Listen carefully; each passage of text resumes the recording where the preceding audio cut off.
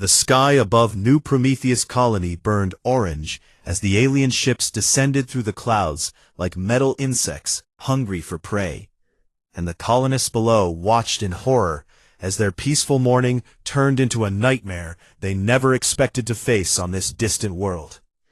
Marcus Cole stood on the ridge overlooking the valley with his rifle in his hands, and his heart beating fast in his chest, knowing that today would test everything he had learned in his years as a competitive shooter back on Earth, before he came to this mining colony to start a new life away from the wars that had torn his homeland apart.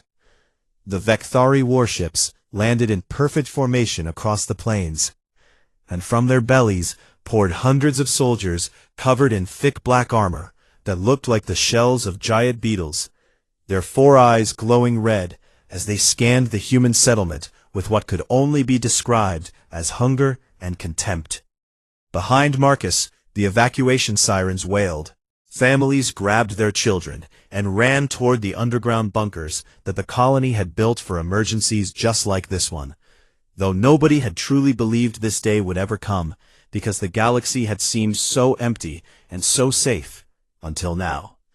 The colonial militia commander grabbed Marcus by the shoulder and shouted over the chaos that they needed someone to hold the ridge and buy time for the civilians to escape, and Marcus nodded without hesitation, because he knew his skills made him the best choice for this impossible task, even though it might cost him his life.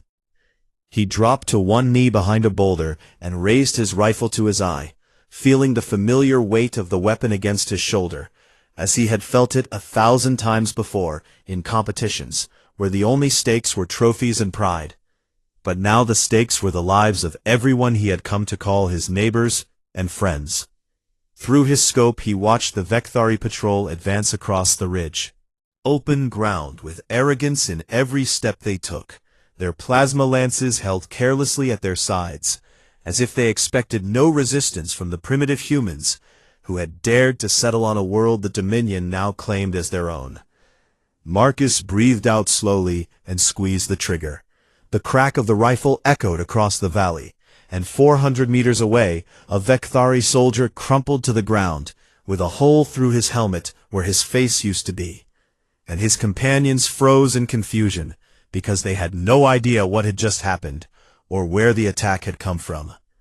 Before they could react, Marcus fired again, and another alien fell. Then another, and the patrols scattered like startled animals trying to find cover from an enemy they could not see or understand. Warlord Thyrak watched from the command ship as his soldiers panicked and died, his 4 eyes narrowing with fury as he demanded to know what weapon the humans possessed that could strike from the shadows. Such ridiculous distances, without warning or sound. His officers recovered the body of a fallen human defender and brought Thyrak the weapon they found clutched in his dead hands. A simple rifle that fired metal projectiles using chemical explosions, and the warlord laughed so hard that his officers stepped back in fear of his sudden madness. "This is what killed our warriors," Thyrak bellowed as he held up the primitive weapon for all to see. "This toy that throws tiny rocks using fire and powder, like something from the ancient ages before our ancestors learned to harness plasma and light." He crushed the rifle in his massive clawed hands and threw the pieces to the floor of his command deck, declaring that the humans were even more pathetic than the intelligence reports had suggested, and that victory would require no effort at all from the mighty Vecthari Dominion. "Our plasma lances are superior in every way," Thyrak announced to his troops through the communication network that linked all Vecthari minds together in a web of shared thoughts and emotions. "For they fire pure energy that cannot be stopped by armor or walls, and what do the humans have but weapons that only work at distances so short we could throw a stone just as far?" The Vecthari soldiers laughed together through their mental link, sharing their contempt for the weak pink creatures who had no claws and no armor and no natural weapons of any kind, just soft skin and brittle bones and those ridiculous chemical throwers that seemed almost cute in their primitive simplicity. On the ridge, Marcus watched through his scope as the aliens regrouped and prepared to advance again. And he knew he had bought the colonists precious minutes, but he could not hold forever against an army of thousands, with only his rifle and his skill and his desperate courage. He began to fall back toward the colony walls, firing as he moved, and dropping another alien with each shot, until his ammunition ran dry, and he had to run for his life through the rocks and dust, while plasma bolts scorched the air around his head. The evacuation succeeded because of those minutes Marcus had purchased with his bravery, and the colonists escaped through the tunnels to safety, while the Vekthari swarmed over the empty buildings above and howled with frustration at finding their prey had fled. Thyrak broadcast a message across all frequencies for the humans to hear, mocking their cowardice and their primitive weapons, and promising that the Dominion would hunt them down no matter where they tried to hide, because nothing in the galaxy could stand against Vekthari might. 10,000 light-years away on Earth, a communications officer received the distress signal from New Prometheus, and immediately forwarded it to United Defense Command, where General Yuki Tanaka read every word with cold fury building behind her calm expression. She had seen reports like this before. Other colonies, other worlds, where aliens had underestimated humanity and paid the price for their arrogance. And she knew exactly what needed to be done to teach these Vekthari the lesson that so many other species had learned too late. The general picked up her secure communicator and spoke only 4 words to the person on the other end of the line before ending the call and turning back to the tactical display showing the distant colony under siege. Wake up the ghosts. Somewhere in the darkness of a military facility buried deep beneath the mountains of what used to be Switzerland, lights flickered on in a barracks where 6 of the deadliest humans ever trained for warfare began to prepare for a mission that would change the galaxy forever. The Vekthari had laughed at human weapons. They would not laugh for long. The briefing room on Luna Base sat 300 meters beneath the surface of the moon, where no spy satellite could see, and no transmission could escape without authorization. And in that room, 6 soldiers gathered around a holographic display that showed them images of creatures they had never seen before, but would soon learn to kill with terrible efficiency.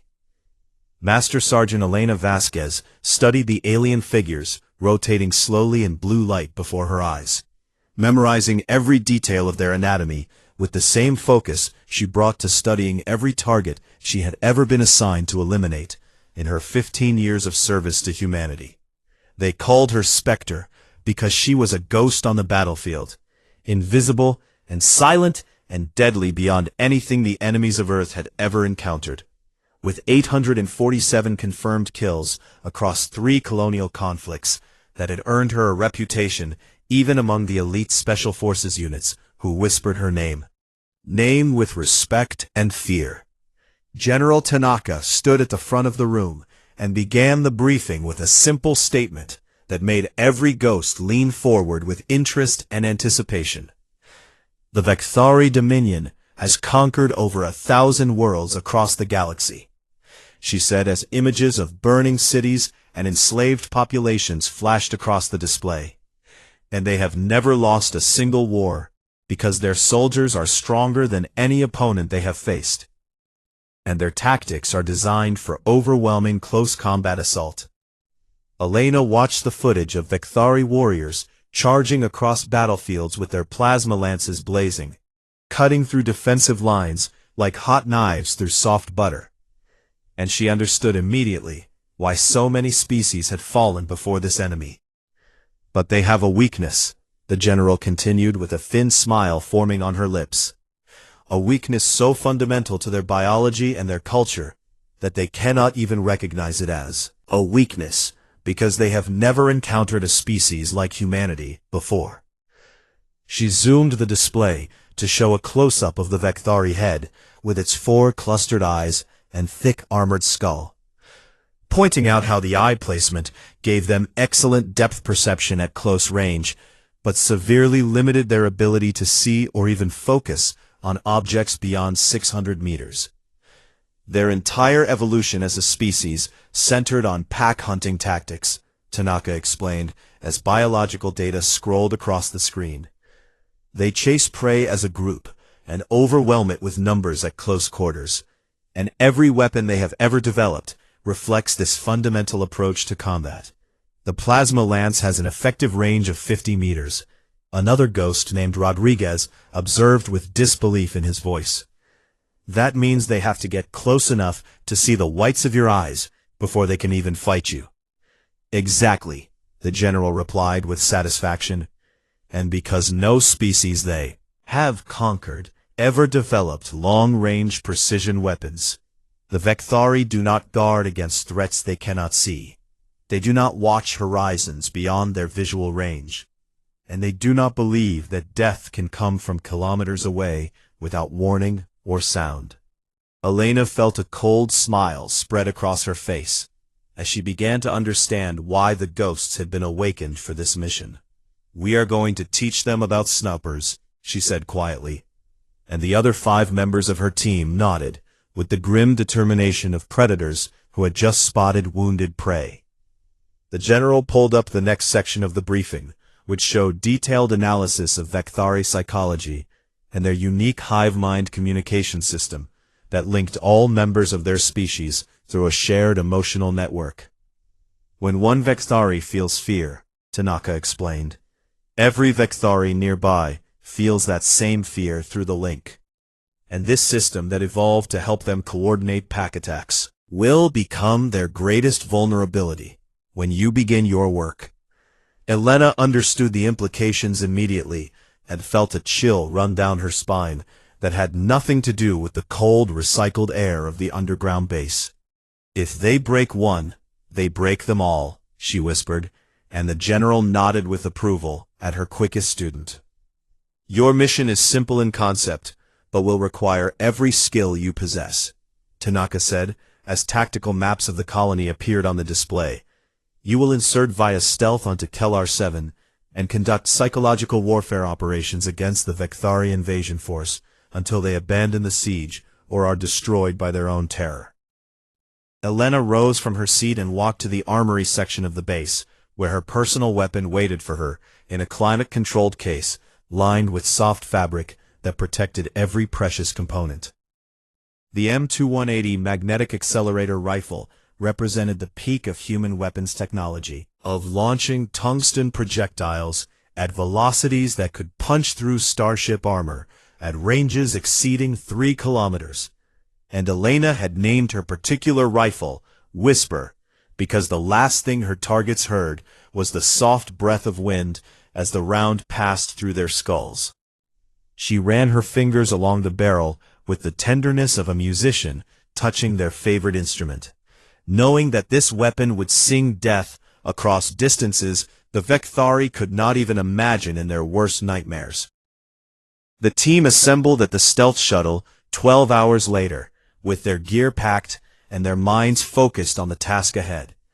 And as they strapped into their seats for the journey to Kellar 7, Elena thought about all the enemies she had killed in her career, and wondered if any of them had deserved death as much as these arrogant aliens who laughed at human weapons. 6 days of travel through hyperspace gave the ghosts time to study their enemy and plan their approach, memorizing patrol patterns from satellite footage and identifying the command structure they would systematically dismantle, one bullet at a time. When the shuttle finally descended through the atmosphere of Kellar 7 under cover of darkness, Elena felt the familiar calm settle over her mind like a blanket of fresh snow, cold and clean and absolutely still.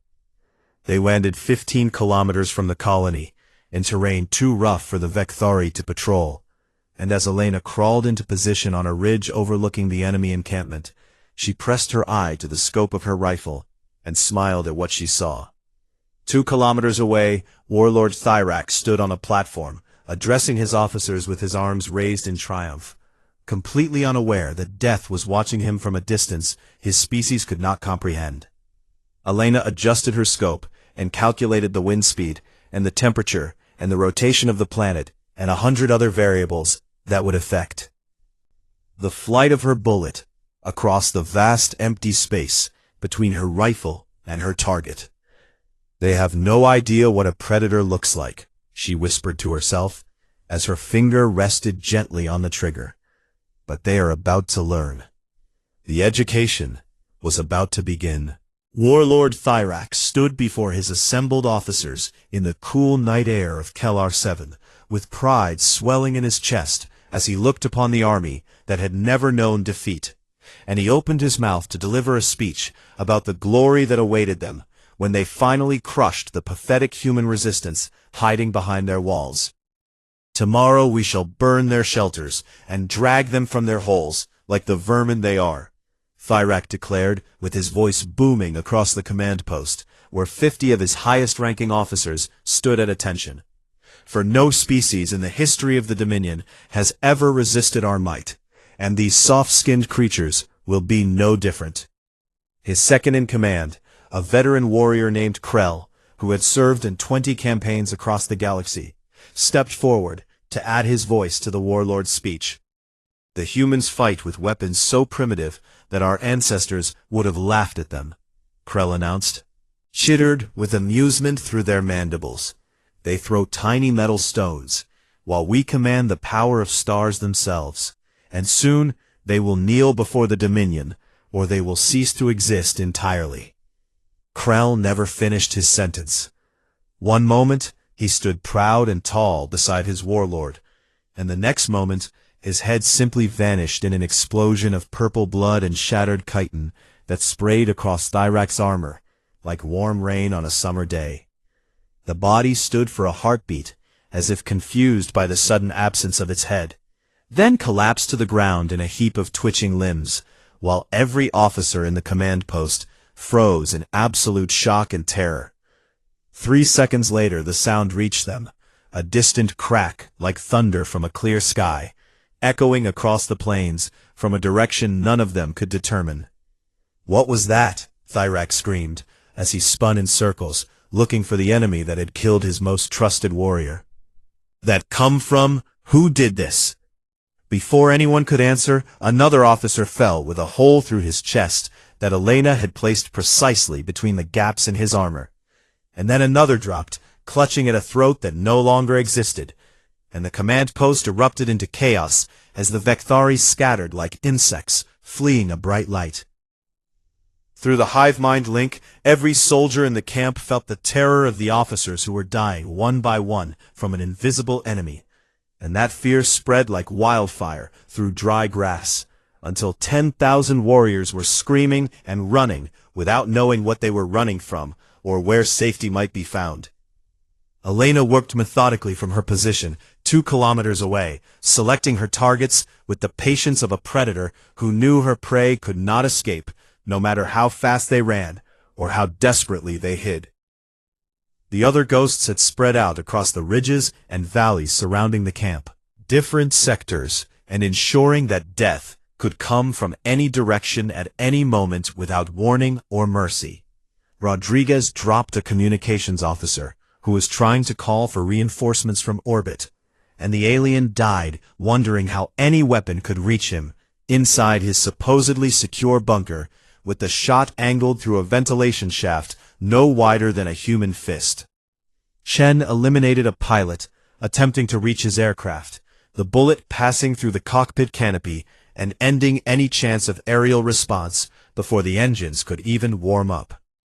The Vecthari tried to return fire, but they had no targets to shoot at, no enemies to charge, no prey to chase and overwhelm with their numbers, and this drove them mad with frustration and fear, because everything they knew about warfare had suddenly become useless and wrong. Warlord Thyrak grabbed a plasma lance and fired blindly into the darkness beyond the camp perimeter, screaming challenges at an enemy who did not answer, except with more death delivered silently from impossible distances. "Find them," he ordered through the hive mind link, as his rage burned hot enough to briefly overcome his fear. "Deploy all scanning technology and find these cowardly humans who refuse to face us in honorable combat." The Vecthari activated every sensor they possessed, sweeping the surrounding terrain with thermal imaging and motion detection and electromagnetic analysis that can supposedly detect any living creature within 10 kilometers of the camp. They found nothing. Elena smiled beneath her ghillie suit as the scanner beam passed directly over her position without registering her presence, because humans had spent centuries learning to hide from each other, and the technology that made them invisible to human sensors made them absolutely undetectable to alien equipment designed for close-range pack hunting. The thermal dampening fabric reflected her body heat downward into the ground, while the adaptive camouflage of her suit shifted colors to match the rocks and scrub brush that surrounded her. And she remained perfectly still, with the patience that only a true sniper could maintain for hours, without moving a single muscle. By the time the sun began to rise over the horizon, the ghosts had killed 43 Vecthari officers without losing a single member of their team, and without ever being detected by any sensor or seen by any eye. Thyrak stood in the ruins of his command post, surrounded by the bodies of his finest warriors, and felt something he had not experienced since he was a hatchling, cowering from predators in the swamps of his homeworld. He felt like prey. The hive mind link carried that feeling to every soldier in his army, and 10,000 Vecthari warriors suddenly understood that they were not the hunters on this world, that something out there in the darkness was watching them and killing them, and they could do nothing to stop it. Elena watched through her scope as the alien army that had conquered 1,000 worlds trembled with the terror of creatures who had finally met their match, and she allowed herself a moment of satisfaction before relocating to a new position to continue her work. The Dominion High Command would soon demand answers from Thyrak about what was happening on Kellar 7, and he would have none to give, because how could he explain that humans had developed the ability to kill from distances his species could not even see clearly? Somewhere out there, beyond the range of Vecthari vision, death was watching and waiting, and choosing its next victim with cold precision. And there was absolutely nothing they could do about it. 3 days into the siege, the Vecthari had stopped laughing about human weapons, and started building shelters that covered them completely from every direction, refusing to expose even a finger to the open air, where death waited with infinite patience. Thyrak ordered his soldiers to move only inside armored transports, with thick metal walls that surely no primitive projectile weapon could penetrate. And for a few hours, the aliens began to believe they had found safety from the invisible killers who haunted their nightmares. Elena watched through her scope as a convoy of transports rolled across the plains toward the colony walls, and she switched her ammunition from standard rounds to the armor-piercing variety that had been designed to punch through starship hulls in the colonial wars. She selected the lead transport and calculated the angle needed to hit the reactor core through a tiny gap in the armor plating, where the hull sections joined together.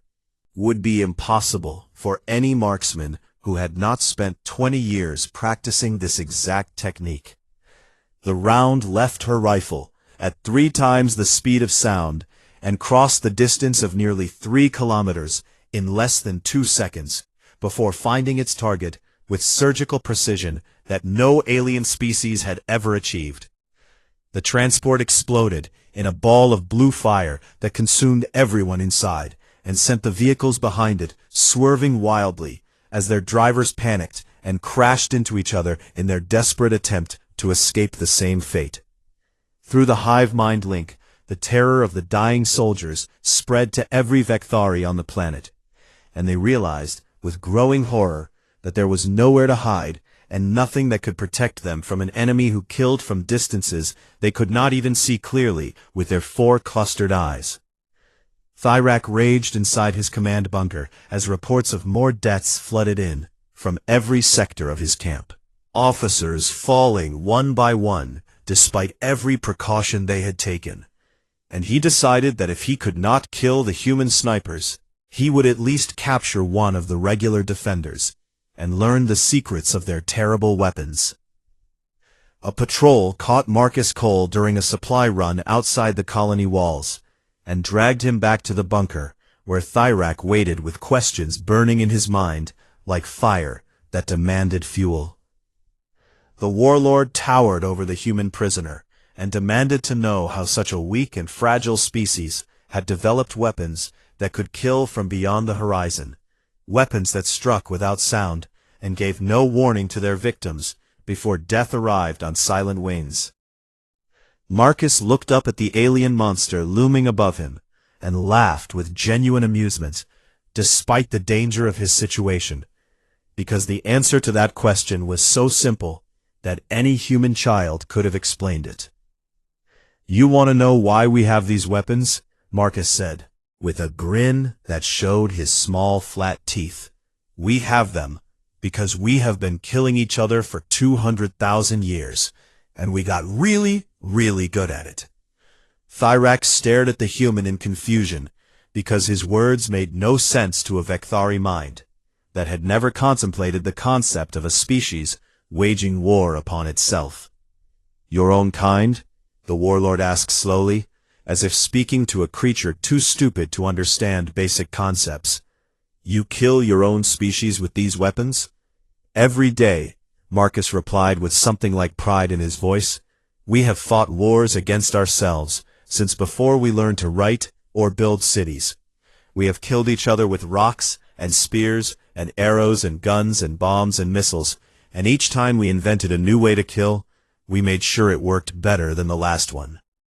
The Vekthari officers listening to this exchange shifted uncomfortably as they began to understand something deeply disturbing about the species. They had dismissed as weak and primitive. "Your species evolved as pack hunters," Marcus continued as he warmed to his subject. "You chase prey and overwhelm it with numbers at close range. But humans evolved as persistence hunters who chased prey across entire continents without ever getting close enough to touch them." He described how ancient humans would follow wounded animals for days until the creatures collapsed from exhaustion, and how this patient hunting style led humans to develop tools that could kill from far away because getting close to dangerous prey was unnecessary when you could throw a spear or shoot an arrow from a safe distance. "We invented the bow and arrow 50,000 years ago," Marcus said with his grin growing wider. "We invented the rifle 400 years ago, and we have been improving our ability to kill from long range ever since, because that is what humans do best." Thyrak felt the cold grip of fear tightening around his heart as he listened to this human explain the violent history of his species with what seemed like genuine enthusiasm and pride. "Other species developed claws and armor and poison," Marcus concluded with a shrug of his shoulders. "But humans developed patience and precision and the ability to kill anything from distances our prey could never see coming." The warlord had heard enough and ordered the prisoner taken away to be prepared for public execution at dawn, hoping that killing this human in front of the colony would break the morale of the defenders and force them to surrender. Elena intercepted the communications announcing the execution and felt her jaw tighten with anger as she recognized the name of the condemned man from the intelligence reports about the original defense of the colony. Marcus Cole had bought time for civilians to escape with nothing but his rifle and his courage, and Elena would not allow such a brave human to die at the hands of aliens who still believed themselves superior, despite everything they had witnessed. She calculated the distance to the execution platform they were constructing in the central plaza of the occupied colony, and frowned at the number her scope displayed. 3.4 kilometers. Her rifle was rated for 3.2 kilometers maximum effective range, and any shot beyond that distance would be affected by variables no amount of calculation could fully predict. Elena began adjusting her scope and loading a special round she had been saving for exactly this kind of impossible situation. "Rated range is just a suggestion," she whispered to herself as she settled into position to wait for dawn. "And tomorrow I will show these aliens what humans can really do. The sun rose over Kellar 7, painting the sky in shades of orange and red that reminded Elena of blood spreading across water, and she pressed her eye to the scope of her rifle, knowing that the next few minutes would determine the fate of humanity's reputation across the entire galaxy. 3.4 kilometers away, in the central plaza of the occupied colony, thousands of Vectari soldiers had assembled to watch the execution of the human prisoner, who had dared to resist their invasion with his primitive weapons. Warlord Thyrak dragged Marcus Cole onto the raised platform, where everyone could see him, broadcasting the event across all frequencies so that the humans hiding in their bunkers would witness their defender's death and lose all hope of victory.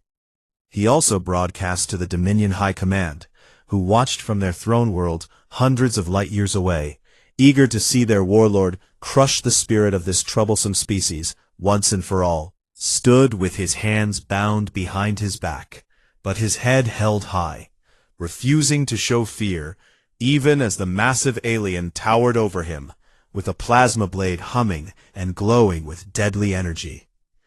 Today you will see what happens to species who resist the Dominion, Thyrak announced in a booming voice that echoed across the plaza and through the communication channels spanning the galaxy. These humans thought their pathetic weapons could stand against our might, but they were wrong, and now they will pay the price for their arrogance. Elena controlled her breathing as she watched through her scope, making tiny adjustments to account for the wind that had shifted slightly since her last calculation. Knowing she would have only one chance to make this shot and save the brave man who had started all of this. The distance was beyond what her rifle was designed to achieve, and the variables were more than any computer could fully calculate. But Elena had spent her entire life preparing for moments exactly like this one, moments where human skill and determination would accomplish what machines said was impossible. Thyrak raised his plasma blade above his head and continued his speech about the superiority of the Vectari, their 1,000 conquered worlds, their invincible armies that had never known defeat, their destiny to rule the galaxy for eternity, while lesser species bowed before them.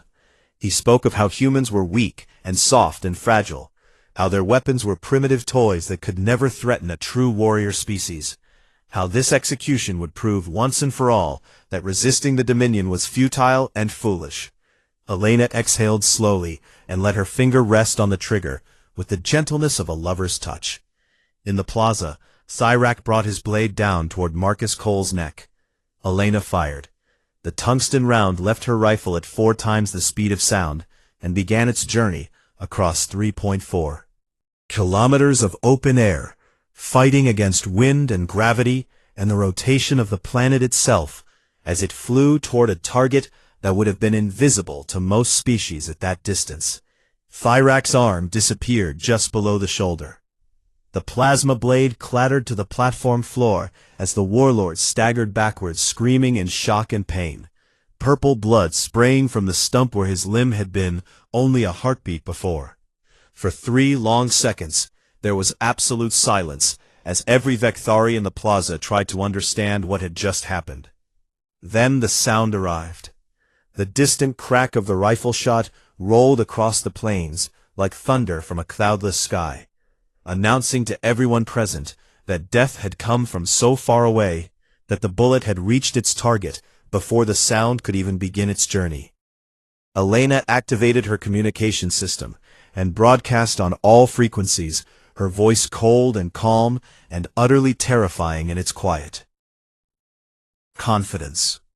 That was 3.4 kilometers, she said as the words reached every Vectari soldier and every Dominion official watching the broadcast. I can see you, but you cannot see me, and you will never see me, but I will always be watching. The hive mind link that connected all Vectari shattered like glass, as 10,000 years of genetic certainty that they were apex predators collapsed in a single instant of undeniable proof that they were wrong. They had spent their entire evolutionary history as the hunters and the killers, the top of every food chain on every world they had encountered. And now they understood with horrible clarity that they had finally met a species that could kill them without ever being seen or heard or even suspected.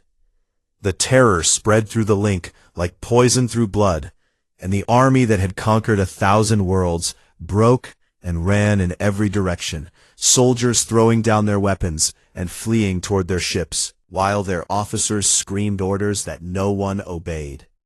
Within hours, the siege was over, as the Vekthari evacuated the planet in complete disorder, leaving behind their equipment and their dead and their pride, as they fled from an enemy who had taught them the true meaning of fear.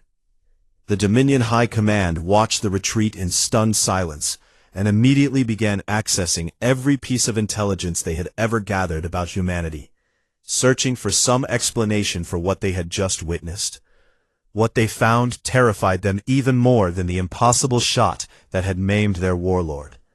They found records of 2 world wars that had killed hundreds of millions of humans, wars fought with weapons of increasing devastation, until the humans had developed bombs that could destroy entire cities in a single flash of light. They found histories of snipers who had killed hundreds of enemies each across conflicts spanning centuries, perfected the art of invisible death to a degree no other species had ever imagined. They found a species that had spent 200,000 years fighting itself and had emerged from that crucible of violence as the most efficient killers the galaxy had ever produced. The Dominion issued a new classification for humanity that very day, listing them as an apex persistence predator species, with a threat level that exceeded any other species in their database. All Dominion forces were ordered to avoid human space and human colonies, to never again underestimate the primitive weapons that could reach across distances no Vekthari eye could see, to remember always that the most dangerous predator was not the one with the sharpest claws, but the one you never saw coming. Elena found Marcus in the medical bay 3 days later, where doctors were treating the injuries he had sustained during his captivity. And he looked up at her with wonder in his eyes as he asked how she had made that shot from so far away. She shrugged with the casual modesty of someone who had simply done their job and done it well. "Same way we have always done it," she said as she looked out the window toward the stars, where other alien civilizations were now learning about humanity through stories of the siege of Kellar 7, patience and practice, and a really good reason to pull the trigger. The galaxy had laughed at human weapons. They would never laugh again.